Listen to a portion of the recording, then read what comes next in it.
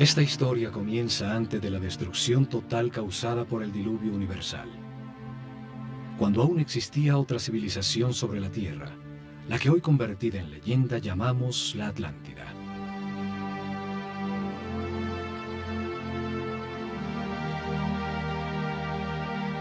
Tenían una sabiduría producto de la evolución de la conciencia del hombre durante miles de años, de las verdades comprendidas sobre el funcionamiento del universo y del proceso que llamamos vida. El estudio de las constelaciones les reveló que la humanidad era una unión viviente entre el cielo y la tierra, que las estrellas y los soles la afectaban, formando estaciones, ciclos y ritmos.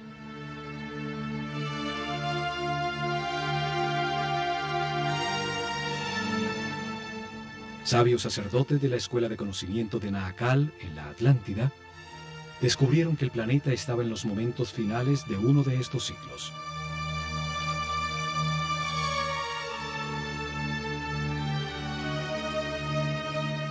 Advirtieron sin ser oídos que una catástrofe inminente destruiría las estructuras que organizaban la vida del hombre.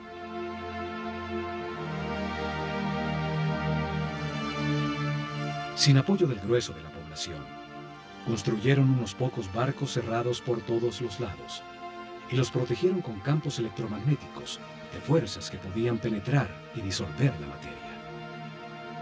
Dirigidos por el sumo sacerdote Chiquitet Arelish Bomalites, subieron a bordo con sus familias, unos pocos instrumentos, algunos animales domésticos, y hacia el este se alejaron de la Atlántida. El planeta se estremeció. Los cielos se derritieron y las aguas arrasaron los continentes, borrando casi todo rastro de su civilización.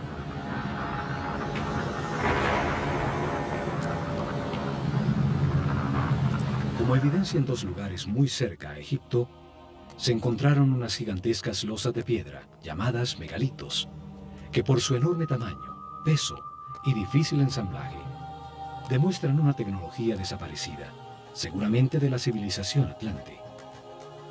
La primera evidencia está en Baalbek, Líbano. Allí se encuentran las tres losas cortadas de piedra, más grandes y más pesadas del mundo. Son llamadas los trilitones. Cada gigantesca losa pesa 1.200 toneladas, mide 25 metros de largo, 8 metros de ancho y 5 metros de alto. Hoy, el peso más grande que se puede levantar con una grúa, el transportador espacial Discovery, solo pesa 150 toneladas, una décima parte del peso de los trilitones. Hoy no existe la tecnología para levantarlas, y mucho menos para colocarlas con tan extrema precisión. Fueron movidas a su lugar desde 3 kilómetros de distancia donde fueron talladas, y donde aún se encuentra una losa de igual tamaño que nunca fue utilizada por los constructores originales. La misteriosa plataforma, por su enorme tamaño, se convirtió en un sitio sagrado para las culturas que después del diluvio se asentaron en la zona. Asirios, persas, griegos y por último romanos construyeron sus templos más importantes sobre la plataforma. La segunda evidencia está en Jerusalén, la ciudad sagrada para 3 religiones. Allí existen otro de estos megalitos, unas gigantescas losas de piedra, cada una con un peso mayor a 800 toneladas. Por su enorme e inexplicable tamaño, también se convirtieron en sitio sagrado alrededor de los cuales creció Jerusalén. Forman parte de la enorme plataforma que sostuvo al templo de los judíos y que hoy soporta la mezquita de El Aqsa y el Domo de la Roca. Las losas son parte de los cimientos del mismo Muro de los Lamentos. Hoy se llega hasta allí por un túnel que descubrió las enormes piedras. Los megalitos de Baalbek y Jerusalén formaban parte de construcciones desaparecidas por el cataclismo universal. Lograron permanecer en el sitio por ser tan masivas. Este cataclismo destruyó la civilización atlante. Sucedió alrededor del año 10.900 a.C., cuando el sistema solar atravesaba la constelación de Leo y quedó registrado en los libros sagrados de todas las culturas del mundo.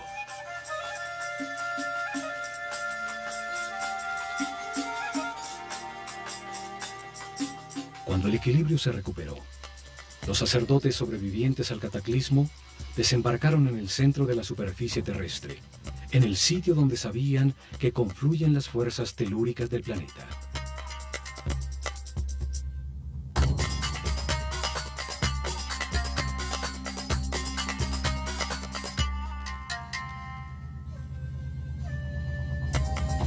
Esperaban utilizar estas fuerzas para impulsar el pensamiento del hombre, construyendo masivas formas piramidales que resonaban, concentraban y transformaban la vibración fundamental del planeta en energía.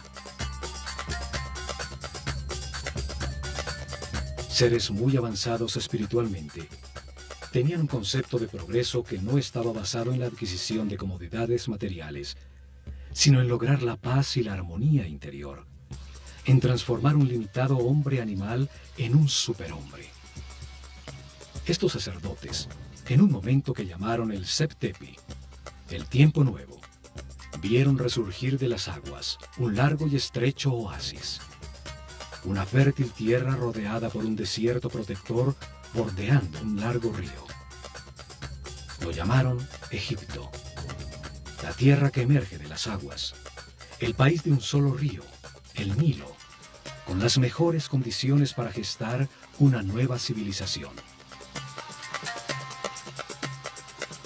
Los sacerdotes vieron el cataclismo como una oportunidad para orientar la humanidad hacia un destino más alto y estructurar en este nuevo ciclo una sociedad dedicada al perfeccionamiento espiritual.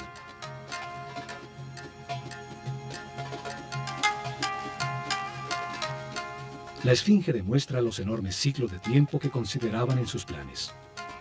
Su forma de león, con cabeza de hombre, resalta el ciclo comprendido entre la era de Leo y la de Acuario, los tiempos de influencia de la nueva civilización. Veían la vida como un proceso diseñado por Dios, en el que el hombre reencarna sucesivamente para perfeccionarse y ascender en las jerarquías del universo. El espíritu del hombre que no comprende al Creador, ni la razón del universo o de su propia existencia, se encarna en un cuerpo para tener experiencias que le permitan adquirir sabiduría y comprensión. En el sitio donde reencarna y experimenta todo, tiene dos extremos opuestos. Es un universo polarizado y dual, que permite la comparación entre las partes para comprender cuál es verdad. Se aprende al vivir en carne propia el resultado de cada decisión y comportamiento en la vida. El sufrimiento permite entender la felicidad. La angustia permite entender la paz. A lo largo de muchas vidas, de comparar los dos extremos se comprende que lo único verdadero está en el centro, en la neutralidad del amor. A través de la reencarnación, el hombre comprende poco a poco. Se transforma en un ser respetuoso de todo lo que existe. Comprende que todo tiene su función. Acepta que todas las circunstancias, aún las más difíciles, son perfectas, pues son lecciones para el perfeccionamiento espiritual. Vida tras vida, el hombre va ascendiendo de nivel, tiene más información, permanece en paz y armonía, maneja más energía vital, se transforma en un ser tolerante y respetuoso que accede a mayores poderes. Comprende que en el universo dual, en las circunstancias contradictorias, lo único que no tiene polaridad es el amor. El amor es neutro, como Dios. Con el zodíaco de Denderá, enseñaron que este proceso de aprendizaje toma a cada espíritu un ciclo cósmico, 12 eras zodiacales.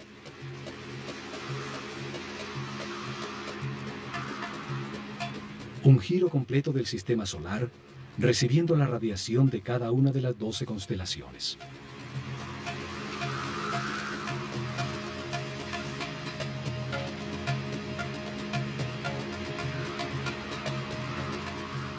Durante estos 25.920 años, reencarna 700 veces en distintos cuerpos, lugares, tiempos, circunstancias, condiciones y personalidades. En cada vida aprende algo distinto. Cada vez nace influenciado de distinta manera por las fuerzas que irradian las estrellas. Así, todo ser vivo cumple un ciclo cósmico, en el que recibe la energía de las 12 constelaciones, la influencia de los cielos, que marcan ritmos y producen distintos estados. Conociendo la relación de este proceso de aprendizaje, de las vidas del hombre en la Tierra, con el movimiento del planeta y del sistema solar, a través de las constelaciones, rigieron sus planes por las estrellas. Estructuraron un método para revelar información sobre Dios, el universo y el proceso de perfeccionamiento durante miles de años. Una forma para mostrar al hombre qué es la vida y para qué existe. Establecieron unas fases para revelar información sobre Dios a su pueblo. Unas etapas que cambiarían con las eras zodiacales en la bóveda celeste. Épocas dedicadas a estudiar cómo Dios creó el universo y luego la conciencia del hombre. Cada fase de la revelación estuvo dirigida por un centro religioso que se construyó a lo largo de la columna vertebral de Egipto, el Nilo. Actuaron como los chakras o centros de transformación y distribución de energía e información al cuerpo del país.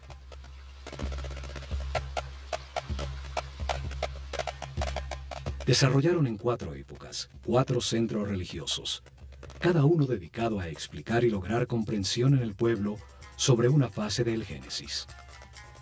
Cada uno dedicado a un momento distinto del único Dios, con nombres y formas simbólicas distintas.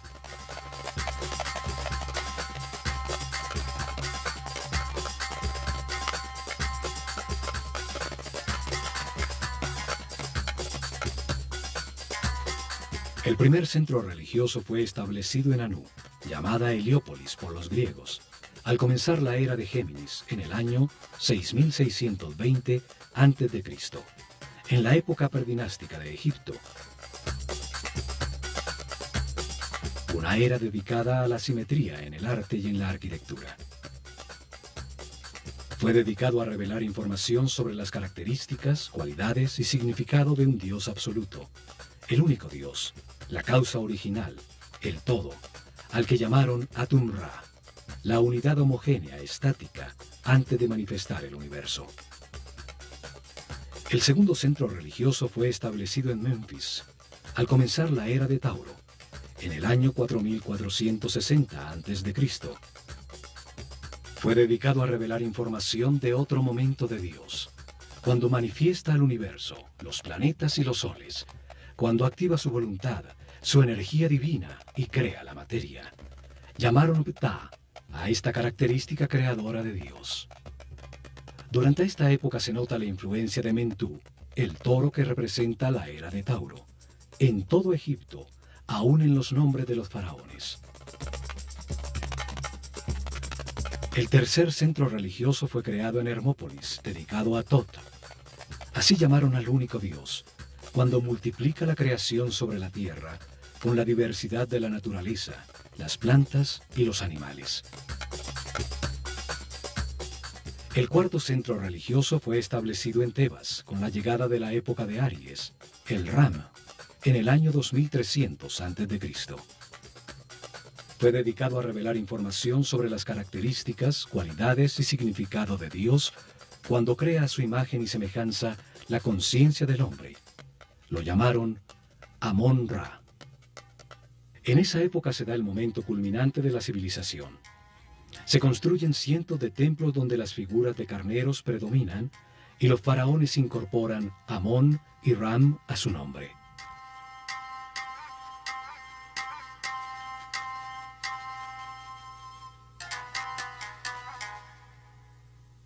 Los cambios de era o constelación zodiacal determinaron la duración de cada fase de la revelación.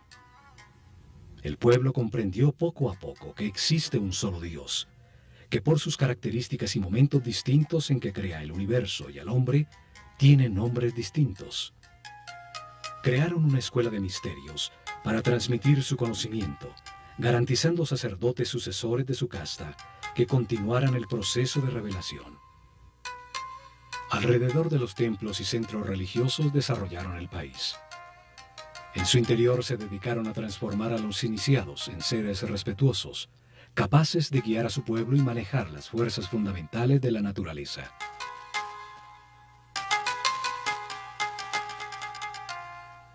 Escogieron sus discípulos entre todos los niños de Egipto por el nivel de conciencia y de sensibilidad que demostraban, dándoles la posibilidad de dedicarse a una vida de sacerdocio. Les dieron información sobre el proceso de perfeccionamiento a través de la reencarnación, sobre Dios y el universo. Les enseñaron ciencias, arte, religión y filosofía. Los entrenaron en ejercitar su autocontrol.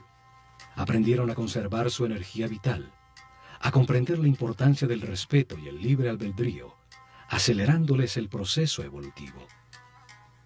Los convirtieron en los sucesores de su casta, sacerdotes con el conocimiento y el poder que éste produce, y la misión de guiar al pueblo en un camino de perfeccionamiento general.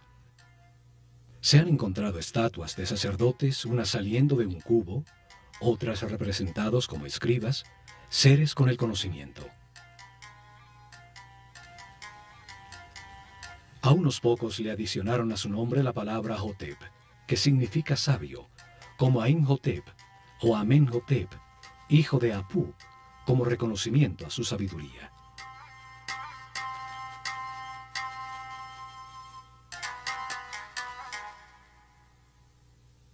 Es en los templos donde concentraron el conocimiento, el poder, la riqueza material y espiritual. Desde allí impulsaron la organización desde la nada de la civilización egipcia.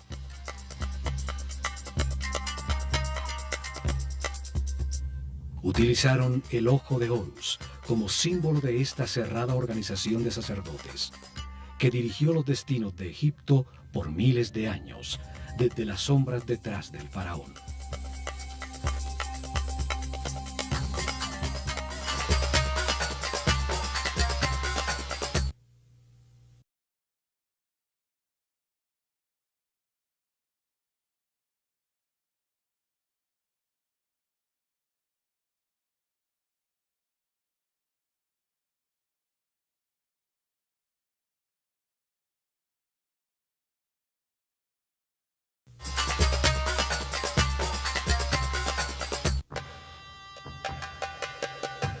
La Escuela de Misterios utilizó el ojo de Horus como su símbolo, una firma que aparece en los muros de todos los templos de Egipto.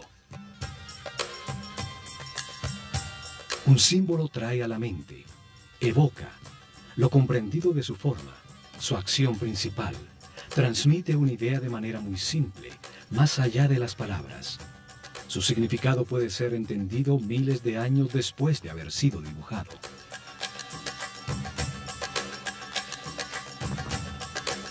Los ojos son el sentido del sol, el origen de la vida. Actúan percibiendo su luz y las vibraciones de color. Transmiten a la mente la intensidad y la fuerza del fuego. Los ojos son las terminaciones nerviosas que perciben la voluntad divina, la intensidad de la luz, la fuerza de Dios que los egipcios llamaban Fi. La fuerza que condensa el espíritu en la materia, dando lugar al universo, el sitio de experimentación de la conciencia. Son los únicos nervios que salen a la superficie del cuerpo y que podemos observar en su funcionamiento vital.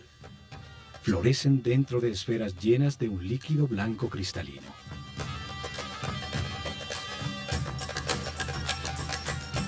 Los ojos simbolizan la dualidad. El ojo izquierdo es solar, sensible a lo negativo. El derecho es lunar, sensible a lo positivo y afirmativo. Cruzan su información para producir la imagen mental correcta del espacio. Simbolizan la experimentación de la conciencia en un universo de contrastes, para encontrar la verdad por comparación entre las partes opuestas. Reaccionan a la luz activa del sol, produciendo en la mente la verdadera luz, la energía vital luminosa, una luz invisible que hace posible la inteligencia y la comprensión de la realidad. Los pájaros evocan la acción de volar, la libertad de sin limitaciones materiales. El halcón es el pájaro que mejor ve. Horus, el halcón, representa al espíritu cuando completa su aprendizaje en la vida mortal y limitada. Cuando comprende las verdades del universo, porque las ha verificado en muchas vidas, y se eleva sobre las limitaciones materiales, sobre el tiempo y el espacio. El ojo de Horus es la conciencia inmortal que todo lo sabe, que todo lo ve. Puede volar muy alto sobre todo lo que existe o fijar su atención en cualquier detalle. Evidentemente, los sabios sacerdotes se veían como los observadores y los guías de un proceso de perfeccionamiento hacia la luz.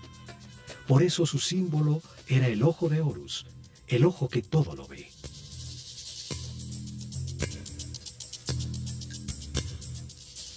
Desde los templos, los sacerdotes del ojo de Horus guiaron en paz y armonía el perfeccionamiento espiritual del pueblo, revelando información sobre Dios, el universo y el proceso que sufre la conciencia del hombre.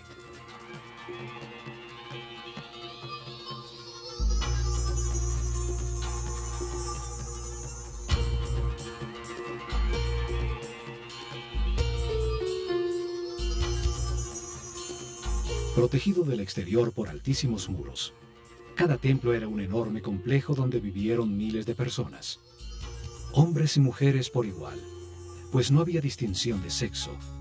Dedicaban por lo menos 21 años de su vida a recibir información y entrenamiento para convertirse en sacerdotes o sacerdotisas. El proceso de aprendizaje se realizó en distintos templos, donde permanecían por largos periodos mientras recibían la información que contenían, el entrenamiento correspondiente a ese nivel y las pruebas de autocontrol para avanzar al siguiente nivel en otro de los templos sobre el Nilo.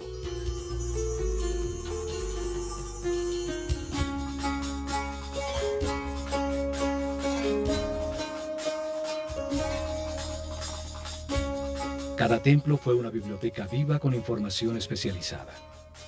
Cada uno tenía una lección distinta sobre el universo o la razón de la existencia. Cada templo contenía en su interior un tema sagrado distinto con información que da sentido a todo lo creado.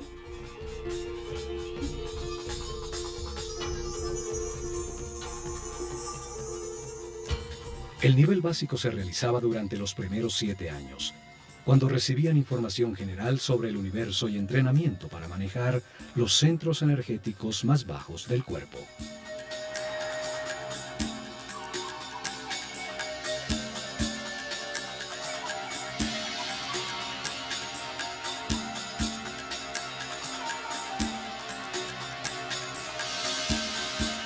Tenían templos como el de Komombo, dedicados a entender la necesidad de un universo dual y polarizado, para permitir a la mente comparar entre extremos opuestos y así comprender qué es verdad. En su interior aprendieron a controlar el miedo a perder, a entender que se tiene lo que corresponde en cada vida, para vivir las experiencias de aprendizaje que se necesitan. Tenían instalaciones para despertar el miedo a la muerte, aprender a controlarlo y entender que la muerte es solo un paso a otra experiencia de aprendizaje. En túneles con agua y cocodrilos, grandes alturas, sitios cerrados con serpientes, los iniciados probaban su determinación.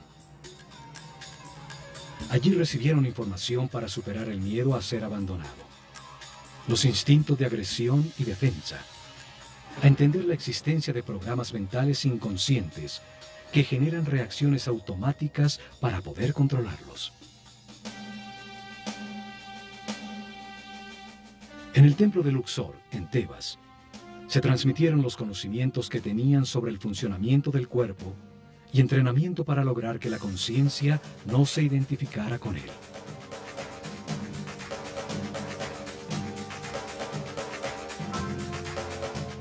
El templo entero era como un organismo humano, Cada salón representaba un órgano con información en sus muros sobre su función principal, el beneficio que el organismo total obtenía al realizarla y su relación con otros órganos.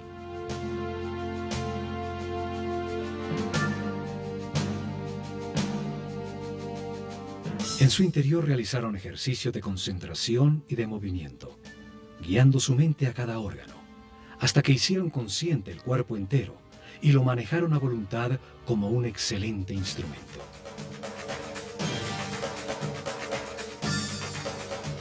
Varios templos con sacerdotisas de Neftis e Isis estaban dedicados a transmitir información y entrenamiento sobre las percepciones físicas, las emociones y deseos carnales del cuerpo, su diferencia con las emociones superiores, la intuición y la inspiración. Aprendieron a transmutar las pasiones y las sensaciones del cuerpo con el poder del espíritu, a elevar su conciencia y su vibración vital, a solicitar y canalizar la energía e inspiración de espíritus en planos más evolucionados para despertar su creatividad.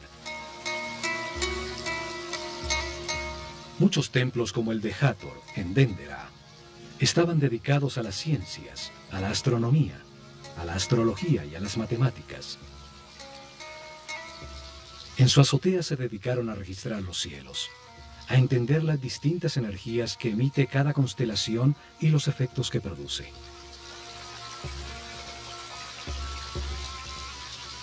Siguieron día a día los designios de las estrellas, controlando la duración del año solar, la fecha exacta del desbordamiento del Nilo, el momento en que la Tierra cambió de la era de Tauro a la de Aries, los ciclos que afectan el proceso de evolución.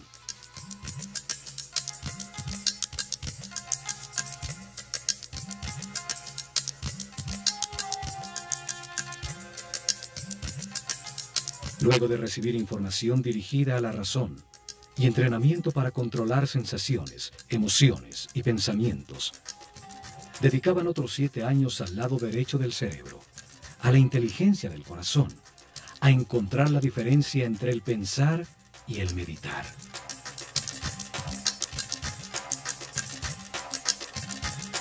El templo de Karnak, el más grande de Egipto, estaba dedicado a la conciencia, a analizar las fuerzas que la moldean, a entender el proceso de evolución y a acelerarlo utilizando la concentración en conceptos, palabras, sensaciones, puntos exactos o movimientos.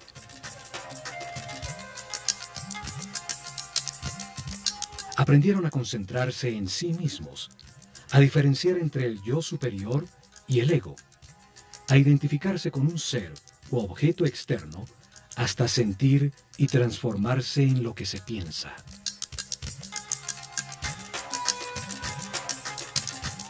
Realizaron ejercicio de telepatía en cercanía física, luego a distancia en un momento determinado del día, hasta aprender a comunicarse mentalmente en cualquier momento.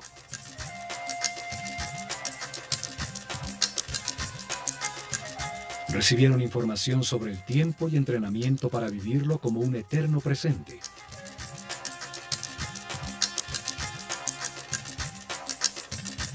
Entendieron que pensar es comparar para conocer, y que cuando todo se sabe ya no se piensa ni se compara. Aprendieron a cambiar de estado o nivel vibratorio, a manejar las circunstancias externas, logrando el equilibrio emocional como una decisión mental interna.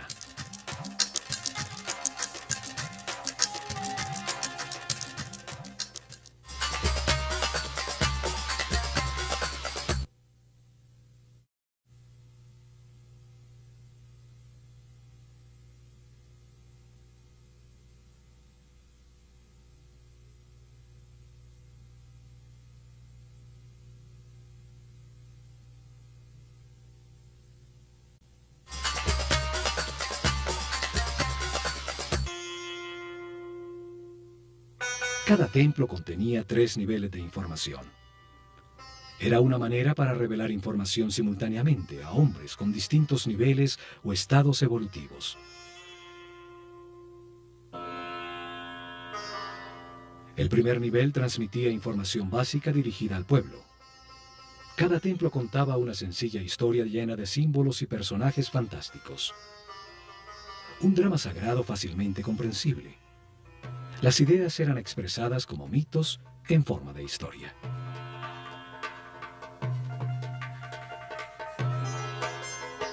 El mito, la historia fantástica, fue utilizada como un método para revelar al hombre un mundo que solo entiende imperfectamente. Los mitos cobran vida con solo creer en ellos.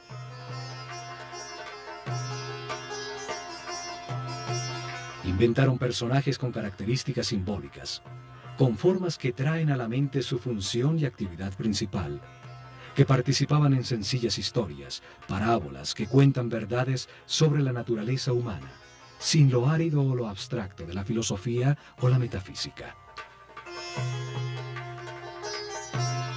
El pueblo recibió información sobre cada tema sagrado al escuchar la historia central de cada templo, al conocer las debilidades y fortalezas de cada personaje, las circunstancias que atraviesa y la manera como se resuelven.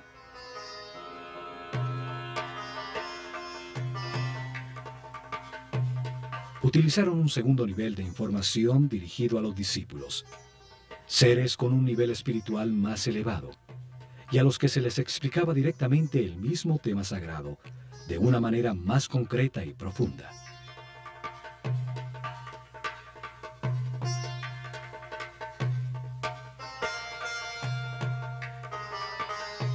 Para ello utilizaron las escenas descriptivas del mito, talladas en los muros del templo.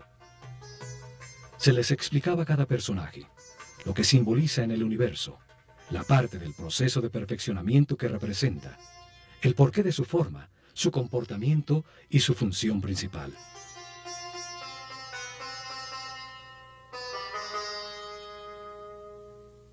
La sabiduría de los sacerdotes de El Ojo de Horus es evidente en la historia que cuenta cada templo, en las formas que utilizaron como símbolos.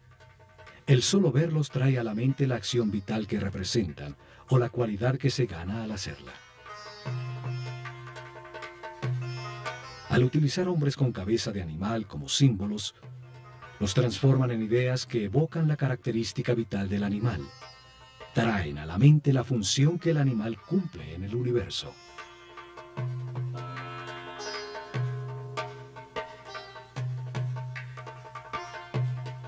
Un hombre con cabeza de chacal adquiere sus características, su instinto de orientación en el desierto. Siguiendo sus huellas, siempre se llega a tierra cultivada. Es entonces un excelente guía. Cada símbolo evoca una comprensión. La forma simple de un pájaro evoca en la mente el vuelo, la libertad. Un disco solar sobre la cabeza de un hombre habla de su claridad, de la sabiduría que irradia, de la información que tiene, del nivel de su conciencia.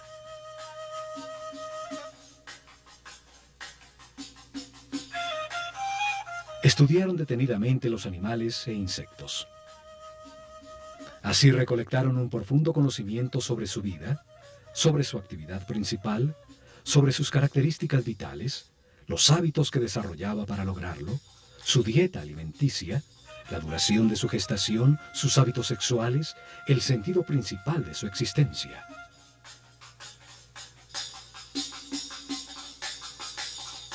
Escogieron los animales más idóneos para representar una acción vital y lo que logra el universo cuando se ejecutan.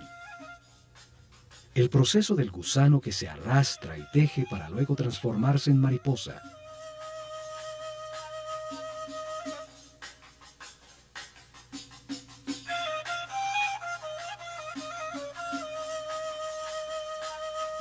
Entre todos los pájaros, el halcón es el que mejor ve.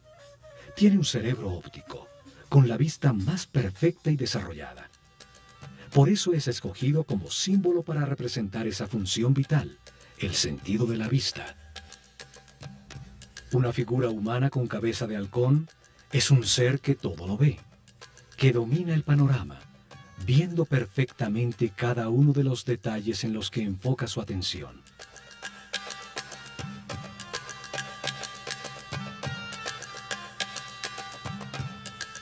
Estas figuras llamadas dioses o néteres por los egiptólogos que creen que Egipto era politeísta y que adoraba a los animales. Solo representan una acción vital, un comportamiento que transforma y perfecciona. Cada acción importante de la vida tiene un símbolo que la representa. Comunica la transformación que ocurre en la esencia del individuo que la ejecuta, lo que se obtiene. Un par de brazos indican adoración, unas piernas la acción de caminar, una boca la acción de hablar.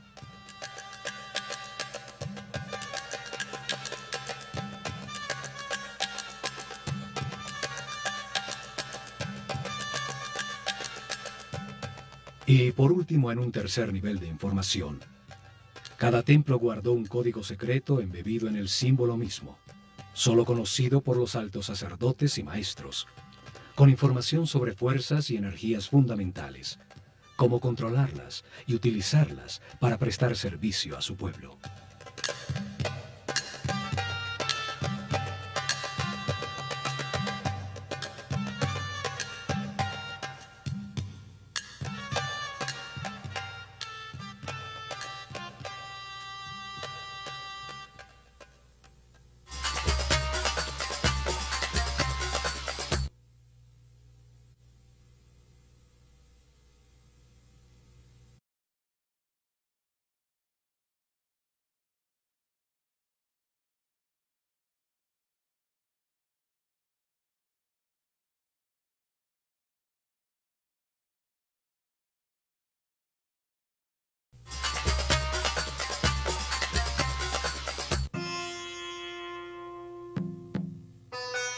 En templos como el de Horus en Edfu, el sumo sacerdote dirigió a los discípulos más evolucionados a desplazar su conciencia en el tiempo, abriendo el inconsciente para revivir y comprender las vidas pasadas en su proceso de reencarnación. El sumo sacerdote siempre fue un ser muy avanzado en el camino espiritual. No se identificaba con el cuerpo, conocía perfectamente su funcionamiento y qué energías utilizar para equilibrarlo.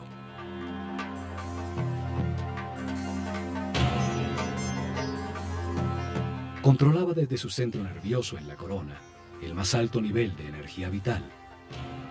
Permanecía en un eterno presente irradiando amor, guiando y sirviendo con su divino poder.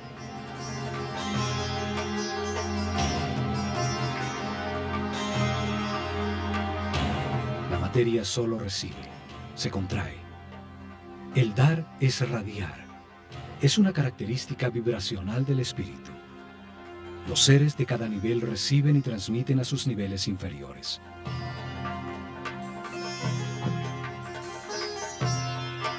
En sus salones entendieron que la realidad está compuesta de 7 niveles de energía vibracional, 7 corrientes energéticas con 7 distintos niveles de poder o fuerza.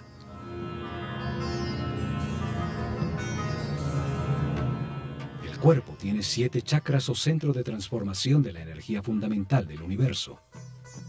Cada ser humano en su vida presente utiliza uno de esos 7 centros dependiendo del nivel de evolución de su conciencia.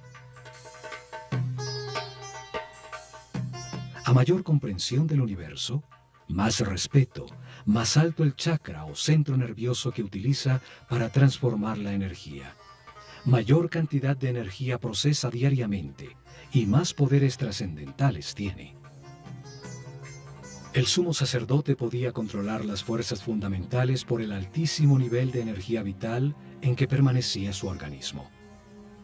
Su sistema neural tenía una resistencia correspondiente con ese nivel de energía.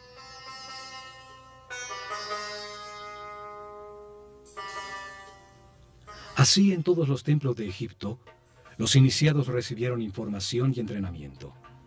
Aumentaron paulatinamente su nivel de energía vital y de manera correspondiente el nivel de resistencia de los nervios de su cuerpo.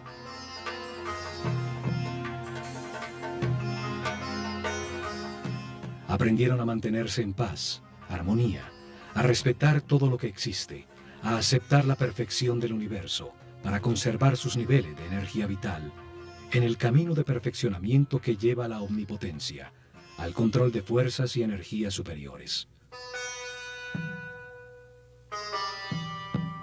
Una intensa preparación física, mental y espiritual que terminaba con el momento de experimentar la totalidad y la nada, lo manifestado y lo inmanifestado, y recibir en una pirámide una poderosa energía que permite vislumbrar el séptimo nivel de conciencia.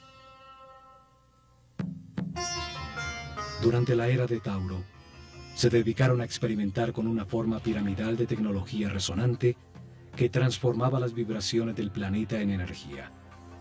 Un conocimiento heredado que había de llevar a la práctica.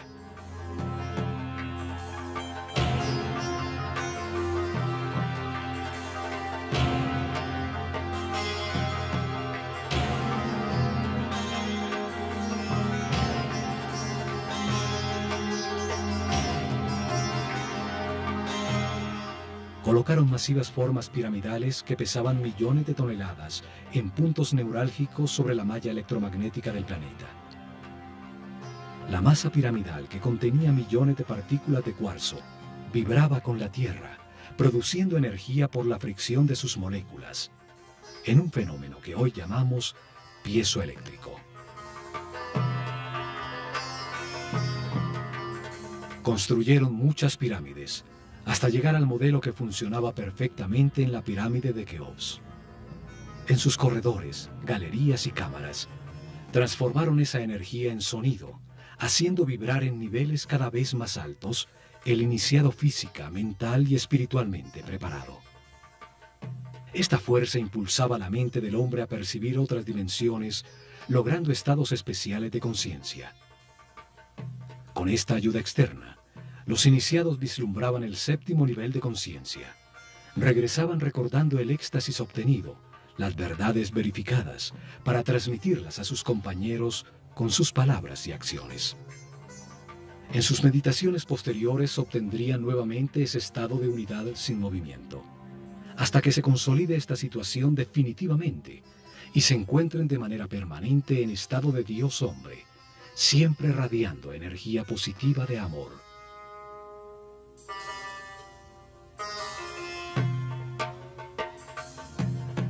Los conocimientos sobre las formas puras del universo, los bloques básicos con los que se organiza la energía y la materia, fueron fundamentales para el desarrollo de la civilización egipcia. Hoy llamamos a esas formas puras sólidos platónicos. 5 polígonos con sus lados y ángulos iguales, basados en triángulos equiláteros, la forma divina que no tiene tensiones. Utilizando estas formas pudieron producir efectos de resonancia y concentración energética para elevar la percepción de la conciencia, para lograr efectos de superconductividad con los que se anula la fuerza de gravedad. Hoy se ha descubierto que el planeta tiene puntos neurálgicos, llamados nodos diamagnéticos, donde se puede controlar la fuerza de gravedad del planeta y producir fenómenos de superconductividad. La superconductividad permite amplificar o disminuir la fuerza de gravedad. Al aumentar el peso de las losas de piedra, se enterraban como cimientos sin necesidad de excavar para lograrlo. Al disminuirla, las hicieron livianas, para empujarlas y moverlas fácilmente desde lejanas canteras. En la isla de Segel, se encontraron hieroglifos con fórmulas e ingredientes para producir una especie de concreto que parece roca. Científicos franceses lo han descifrado parcialmente. Sus experimentos confirman que se trata de geopolímeros que al solidificarse producen un tipo de piedra. Esto explica la facilidad para hacer juntas tan exactas entre las piedras de sus templos, logrando utilizar los bloques ya fundidos como formaleta de los nuevos.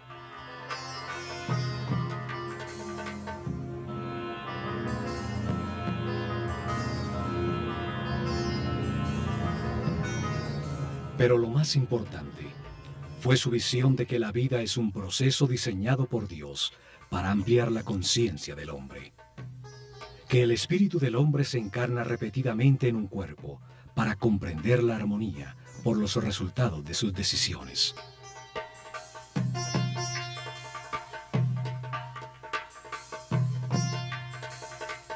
Al vivir muchas vidas con experiencias opuestas, de angustia y paz, de depresión y felicidad, de riqueza y pobreza, de salud y enfermedad.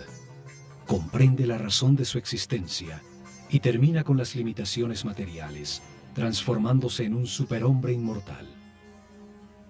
Un ser que no pierde en la muerte la conciencia o la información acumulada. Un espíritu sabio al final de un proceso que sube otro peldaño más en la perfección del universo.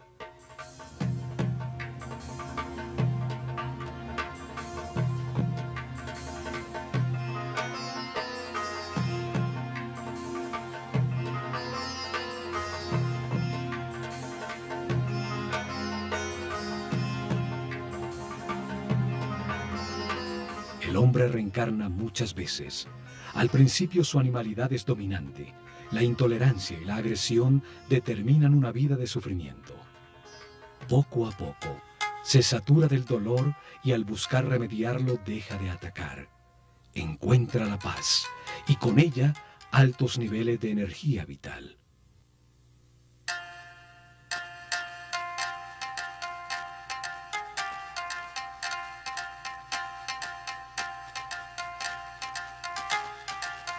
Con la información del proceso de perfeccionamiento y de las leyes que lo regulan, los egipcios mejoraron su vida. Aceptaron los momentos difíciles como parte de su camino de aprendizaje, logrando permanecer en paz y armonía.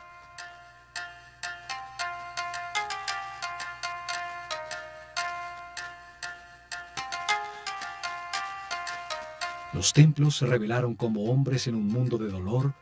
Podían transformarse en seres sin limitaciones físicas, con conocimientos para transmutar la materia y trasladarse libremente en el tiempo y en el espacio.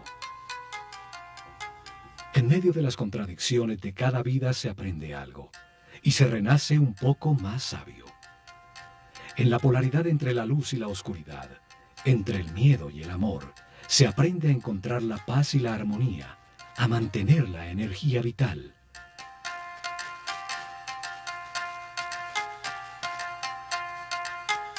Al experimentar en carne propia los tormentos y la angustia que producen la ira, el odio, el rencor o la venganza, se comprende el valor de la armonía. Al comprender que cada decisión produce paz o sufrimiento, se puede pasar del infierno de la vida al cielo de la misma. El pueblo entendió que todas las acciones de la vida diaria, pescar, sembrar, cosechar, son una manera de acercarse a Dios, de ser más perfectos cada día. Lograron una comunidad en paz y una felicidad tal, que cuando el historiador griego Heródoto visitó Egipto en el año 500 a.C., no pudo menos que afirmar: de todas las naciones de la tierra, los egipcios son los más felices, sanos y religiosos.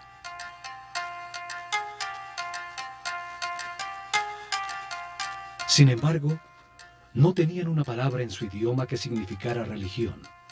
No veían ninguna diferencia entre lo sacro y lo mundano. Se veían como los encargados de comprender que Dios, el universo y el hombre forman una unidad manifestada por amor.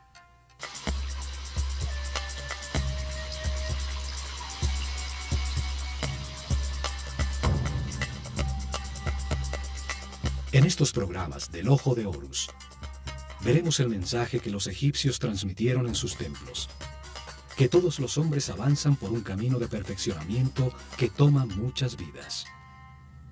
Unos están más evolucionados que otros, pero todos llegarán a la inmortalidad y a la conciencia permanente, solo aprendiendo a ser flexibles, a aceptar las circunstancias y a respetar a todos los seres que nos rodean.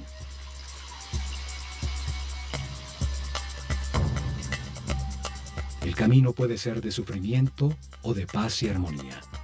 Depende que se valore lo que se tiene y se agradezca la oportunidad de estar vivos para tomar conciencia que fuimos creados por amor.